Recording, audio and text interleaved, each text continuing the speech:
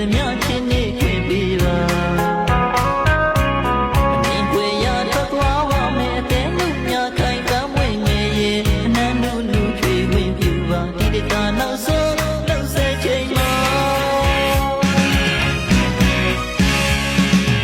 အတင်းချစ်ဘဝဆက်တိုင်းမှာတို့တူပေါင်းဝင်ရခြင်းနဲ့ဒီဘဝအတွက်တော့ဝေးပြီးအချစ်ရဲ့